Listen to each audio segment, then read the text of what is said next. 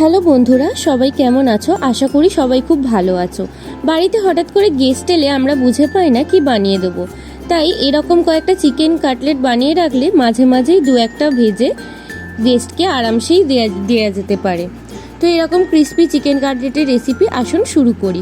প্রথমেই আমরা এখানে চিকেন কিমা নিয়ে নিয়েছি, তারপর এর মধ্যে আদা রসুন বাটা এবং নুন, কালো মরিচের গুঁড়ো, কাশ্মীরি লঙ্কার গুঁড়ো আর দিয়েছি শাহি গরম মশলা। তার সাথে আমরা ধনে গুঁড়ো, জিরে গুঁড়ো, এরপর আমরা দিয়েছি একটু মেয়োনিজ যাতে চিকেনটা একটু নরম আর টেন্ডার হয়। এর সাথে আমরা দিয়ে দিচ্ছি কিছুটা টমেটো কেচাপ।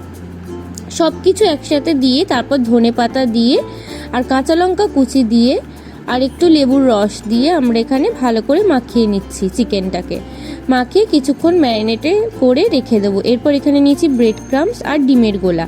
ব্রেড ক্রাম্বসের মধ্যে নুন আর গোলমরিচ গুঁড়ো মিশিয়ে নিয়েছি।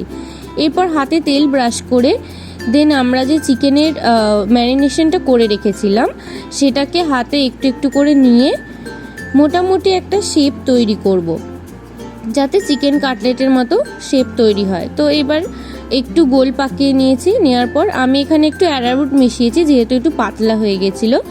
এরপর আমরা ব্রেড ক্রাম্বসের মধ্যে প্রথমে এটাকে মাখিয়ে তারপর ডিমের গোলায় মাখিয়ে আবার ব্রেড ক্রাম্বসের মধ্যে মাখিয়ে নিয়েছি। এইভাবে আরও কিছু আমি করে নেব। তোমরা দেখো যে আমি প্রথমে চিকেনটা হাতে করে করে দেন আমরা ব্রেড ক্রাম্বসের মধ্যে মাখিয়ে তারপর ডিমের গোলায় মাখিয়ে নিচ্ছি, তারপরে আবার ব্রেড ক্রাম্বস কোট করে নিচ্ছি। এইভাবে প্রত্যেকটা চিকেন কাটলেট আমরা করে নেব। এরপর এটাকে আমরা একটু ছুরি দিয়ে হালকা হালকা করে শেপ দিয়ে দিচ্ছি। শেপ দেওয়ার পর এবার আমি সবগুলোকে এইভাবে শেপ দিয়ে রেডি করে নিচ্ছি। এরপর এগুলোকে তোমরা ফ্রিজে স্টোর করে রেখে দিতে পারো, মাঝে মাঝে দু একটা ভেজে খেতে পারো বের করে। তো আমরা এখানে কড়াই তেল নিয়ে নিয়েছি। তেল গরম হয়ে গেলে ভালো করে আমরা চিকেন কাটলেটগুলোকে ভালোভাবে ভেজে নেব, এপিট ওপিট করে লাল করে ভেজে নেব। আজকে আমার গলাটা একটু খারাপ আছে, তোমরা কিছু মনে করো না।